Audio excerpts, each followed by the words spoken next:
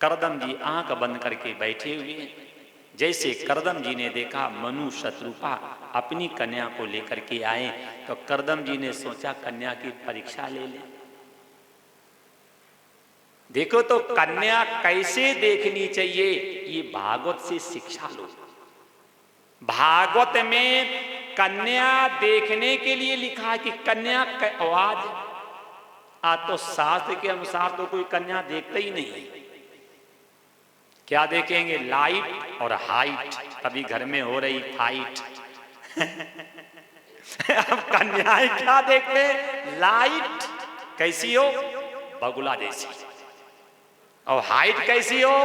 बोले शुतुरमुर्ग जैसी। ये तो है।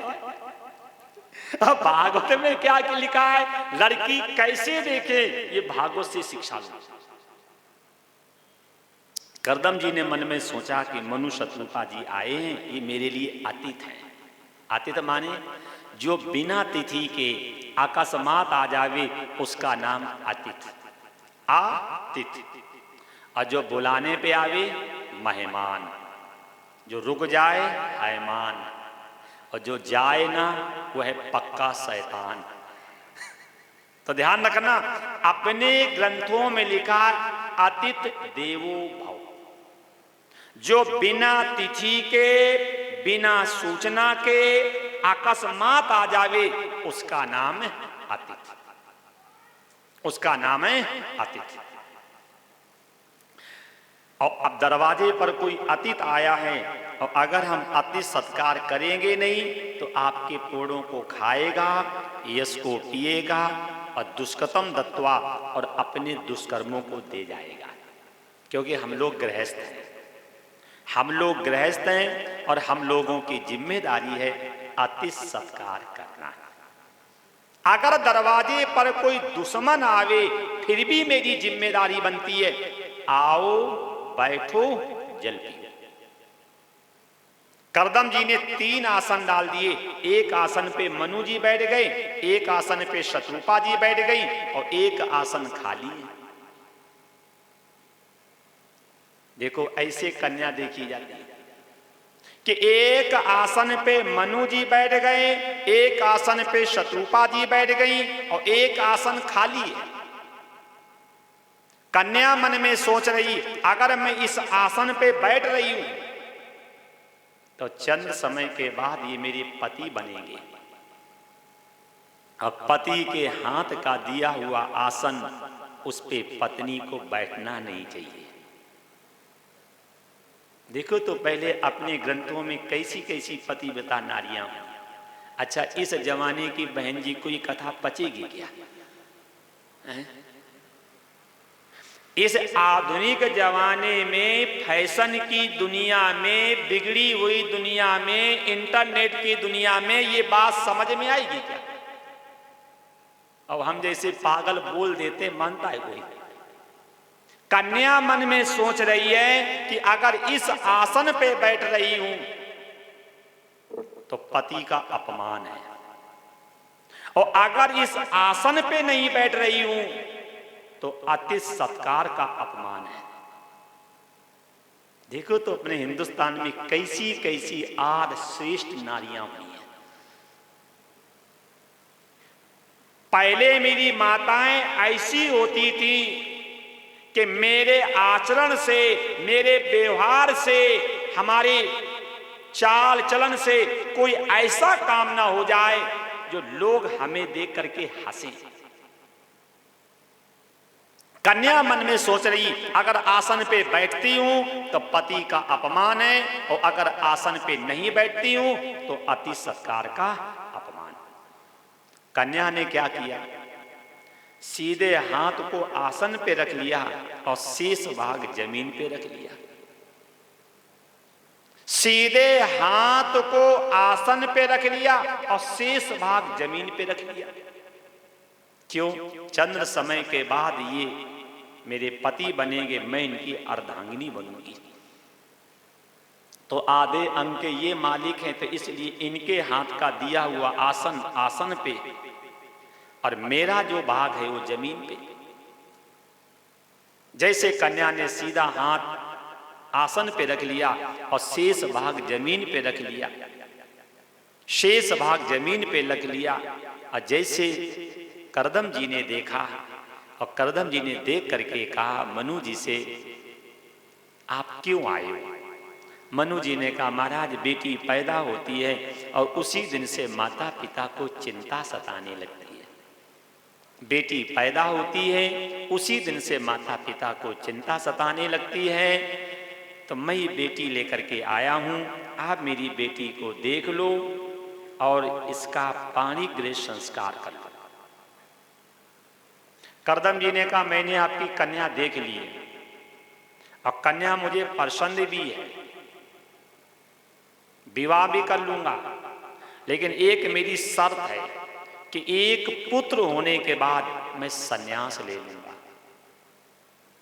अब आप दामाद देखने जाओ और दामाद ये कह दे कि एक पुत्र होने के बाद मैं संन्यास ले लूंगा, आप विवाह करोगे? कोई भी माँ बाप विवाह नहीं करेगा, क्योंकि एक पुत्र हो सकता 1 साल में हो जाए। अब ये तो बन जाएंगे महात्मा, अब बेटी जिंदगी कैसे बिताएगी? मनु और शत्रुपा ने तो मना किया, लेकिन कन्या की ओर जब देखा तो देवहूति कहती है, पिताजी मेरे पति के मन में एक पुत्र की चाह है और मेरे मन में एक भी पुत्र की चाह नहीं है। मेरे पति के मन में एक पुत्र की चाह है और मेरे मन में एक भी पुत्र की चाह नहीं। इसे कहते धन्याग्रस्त आश्रमा,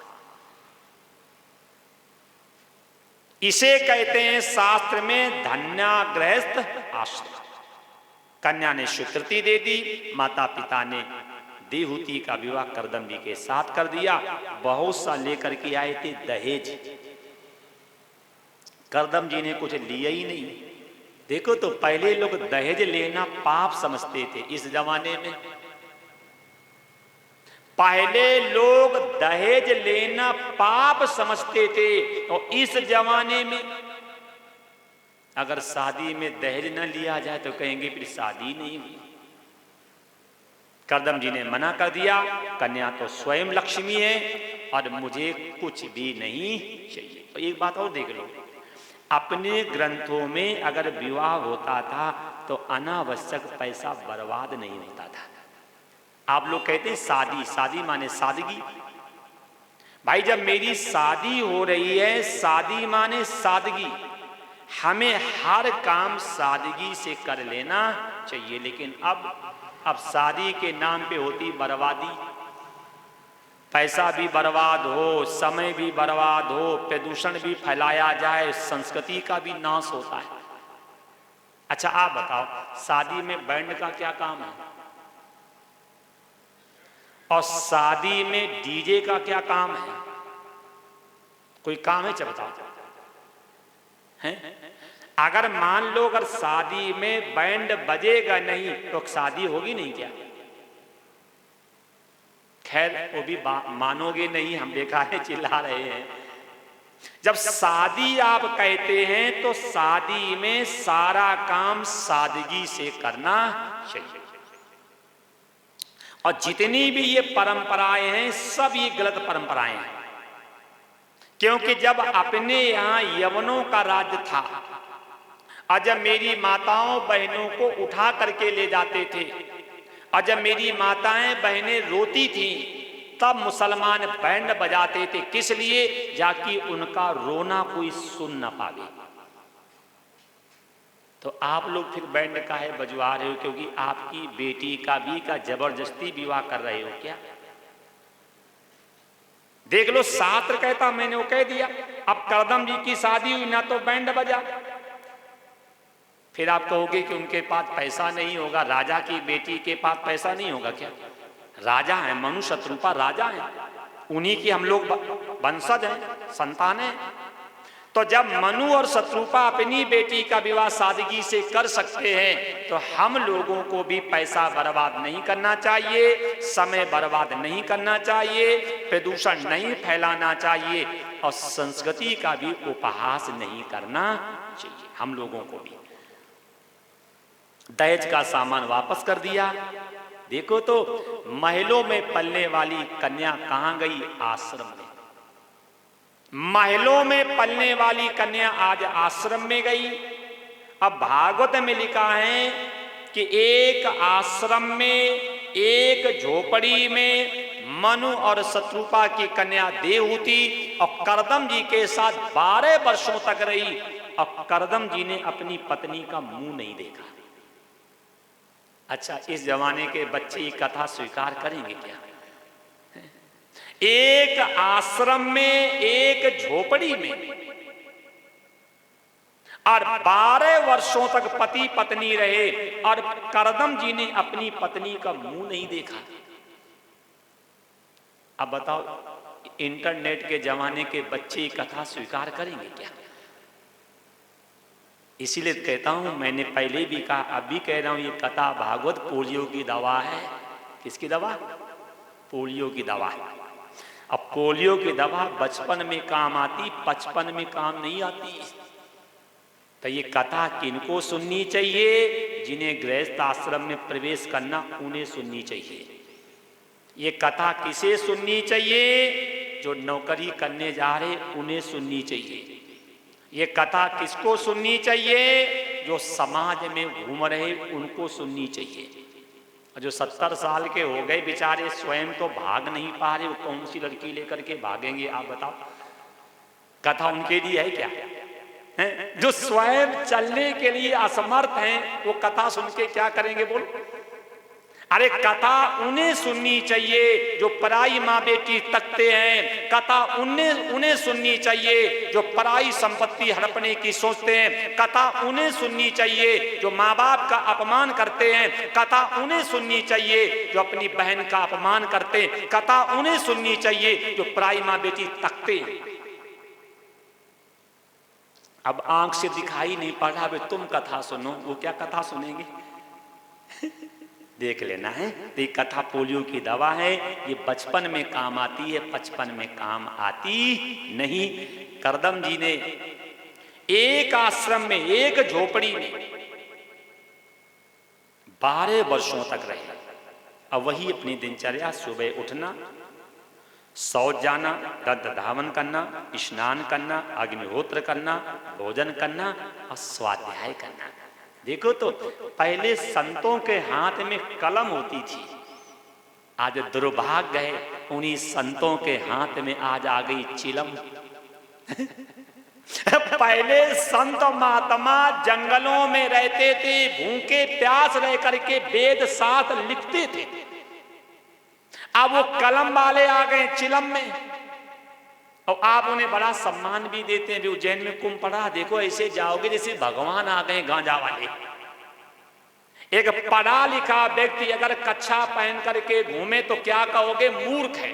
अब बाबा नंगे घूम रहे हैं, बोले बड़े सिद्ध हैं। वाह, कैसा धर्म!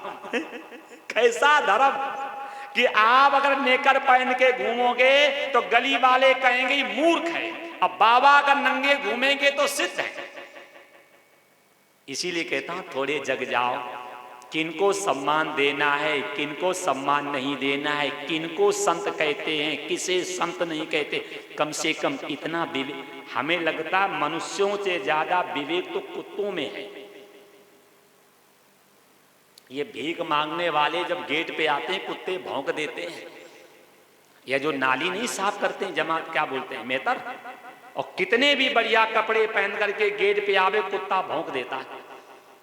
और हम लोग तो कुत्तों से भी गए बीते हैं। हमें इतनी भी समझ नहीं है कि असली वाले बाबा हैं कि कतली वाले बाबा हैं कि फसली वाले बाबा हैं। अरे कुत्ते में तो कम से कम समझ है, हम तो अन्न खाते, हमें समझ क्यों नहीं है? जब हमने हर क्षेत्र में विकास किया है तो हमें अध्यात्म के क्षेत्र में भी विकास करना चाहिए। इस क्षेत्र में अंधे क्यों बन रहे हो? जब हर क्षेत्र में आप विकास कर रहे हैं तो कम से कम आध्यात्म के क्षेत्र में विकास करना चाहिए। कौन मुझे ईश्वर में लगा रहा है और कौन मुझे ईश्वर से हटा रहा है? कौन हमें सत्संग की बात बता रहा, कौन हमें कुसंग की बात बता रहा, कौन हमें परमात्मा की रास्ता बता रहा और कौन मुझे परमात्मा से भटका रहा? कम से कम इतना विवेक तो हम लोगों में होना चाहिए। कम से कम इतना विवेक तो हम लोगों में होना चाहिए। करदम जी स्वाध्याय कर रहे थे। देखो तो पहले, अच्छा इतने मोटे मोटे, हमसे तो एक श्लोक नहीं लिखा जाता है। और ये महात्माओं ने स्कंद पुराण में 81,000 श्लोक हैं, महाभारत में 1,00,000 श्लोक हैं। अरे हम एक श्लोक लिख नहीं सकते हैं, जिन संतों ने भूखे प्यासे रह करके ग्रंथ लिए तो कम से कम एक बार सुन लो, पढ़ी लो। लेकिन ना हम सुनते हैं ना हम पढ़ते, क्या करेंगे, ग्रंथ को खोपड़ी पे रख करके गली में घूमते हैं। क्या मूर्खता है। अरे ग्रंथ पढ़ना चाहिए तो रख करके खोपड़ी घूम रहे, बोले क्या, बोले शोभा यात्रा है, बीमारी हो जाए तो दवा का कार्टून रख करके सिर पे घूमते रहो, बीमारी हट जाएगी क्या। ऐसे मूर्ख बने हम लोग, कैसे मूर्ख बने हम लोग। अरे ग्रंथ खोपड़ी पे रख करके घूमने का काम नहीं है, इस ग्रंथ को खोल करके पढ़ करके आचरण में लाने से काम बनेगा। आचरण में लाएंगे नहीं, रख करके खोपड़ी पे घूम रहे। करदम जी ग्रंथ लिख रहे थे। आज जब करदम जी ग्रंथ लिख रहे थे तो क्या हुआ, उस समय लाइट का आविष्कार हुआ नहीं था। था क्या, उस समय लाइट का आविष्कार नहीं हुआ था, सौर ऊर्जा का आविष्कार नहीं हुआ था। उस समय क्या होता था, घरों में तेल के दीपक जलते थे। और दीपक कैसे जलते थे वो भी आपको मालूम होगा, गोल होता था, तेल रखा होता था, उसी से धीरे धीरे बत्ती बढ़ाते रहते थे। माता जी ने सोचा कि दीपक बंद हो जाएगा तो पति देवता का स्वाध्याय रुक जाएगा। अगर दीपक बंद हो जाएगा तो पति देवता का स्वाध्याय रुक जाएगा। तब माता जी ने क्या किया, अपने धोती के पल्ले की आड़ से और दीपक की लौ बढ़ाने लगी। और जब दीपक की लौ बढ़ाने लगी और जैसे आंचल की परछाई करदम जी के ऊपर पड़ी तो करदम जी का ध्यान गया। और जैसे करदम जी का ध्यान गया तो करदम जी ने अपनी पत्नी को देखा और देख करके कहा, देवी रात्रि का समय है, घना जंगल है, आप इतनी सुंदर हैं, आप हो कौन। रात्रि का समय है, घना जंगल है, आप अकेले हैं, आप हो कौन। देख लो, पहले किसी पतिव्रता नारी को अगर कोई अकेले देख करके टोक देता था तब मरने के समान होता था। यही बात देखो मानस में है, विपिन अकेल फेरे के हेतु। राम जी ने माता सती से कहा है, इस घने जंगल में आप अकेले क्यों घूम रही हैं। पहले किसी पतिव्रता नारी को अगर कोई अकेले देख लेता था तब मरने के तुल्य होता था। क्यों, नारी की इज्जत, नारी का सम्मान, नारी का वैभव, नारी की कीर्ति, नारी की प्रतिष्ठा और नारी की पवित्रता अगर है तो पति के साथ। पति की अवहेलना कर करके, पति का अपमान कर करके, पति का निरादर कर करके कोई नारी चाहे हमें सम्मान मिलेगा, कभी नहीं मिलेगा। करदम जी ने जब ये बात कही तो देवहूति रोने लगी। देवहूति रोने लगी। करदम जी ने कहा, क्यों रो रही हो। देवहूति ने कहा, स्वामी 12 साल पहले मेरे पिताजी मेरा हाथ आपको दे गए थे और आप हमसे पूछ रहे हैं कौन है। 12 साल पहले मेरे पिताजी मेरा हाथ आपको दे गए थे और आप हमसे पूछ रहे हैं कौन है। अब करदम जी को याद आया कि मेरी शादी भी हो गई है। अब तो बच्चे पेट से पैदा होते उन्हें शादी के विषय में सब कुछ मालूम होता है। उसका कारण सब आप जानते ही हैं। उसका कारण सब आप जानते हैं, क्योंकि आज मेरे माता पिता बच्चों को कार तो दे रहे हैं लेकिन संस्कार नहीं दे रहे हैं। आज मेरे माता पिता मेरे बच्चों को चलचित्र तो दे रहे हैं लेकिन चरित्र नहीं दे रहे हैं। और उस जमाने में मेरे माँ बाप गरीब होते थे, कार नहीं देते थे, संस्कार देते थे। वैसे संस्कार देते थे, अगर बाप डांट देता था तो पुत्र की औकात नहीं जो जवाब दे दे। आज तो दुर्भाग्य है, एक माँ बाप चार चार बच्चे पाल देता है और चार बच्चे मिल करके एक माँ बाप को न पाल पावे। इससे बड़ा कोई दुर्भाग्य होगा? बोलो कि एक माँ बाप चार बच्चे पाल देता मजदूरी करके और चार बच्चे मिल करके एक बाप को न पाल पावे, इससे बड़ा कोई दुर्भाग्य होगा? इससे बड़ा कोई कलयुग दिखेगा? देवहूति ने कहा, स्वामी 12 साल पहले मेरे पिताजी मेरा हाथ आपको दे गए थे और आप हमसे पूछ रहे मैं कौन हूं? अब करदम जी को याद आया कि मेरी शादी भी हो गई। करदम जी ने अपनी पत्नी को देखा और देख करके आंख बंद कर ली। जैसे करदम जी ने आंख बंद की और जब करदम जी की समाधि खुली तो देवहूति ने कहा, स्वामी हम इतनी सुंदर हैं कि हमें देख करके आपकी समाधि लग गई। करदम जी ने कहा, देवी जब आप इतनी सुंदर हो तो आपको बनाने वाला वो परमात्मा कितना सुंदर होगा, उस परमात्मा की याद में समाधि लग गई। देखो ये अपनी संस्कृति है। अगर कोई लड़की बहुत सुंदर है तो हीन भाव मत लाओ, श्रेष्ठ भाव लाओ।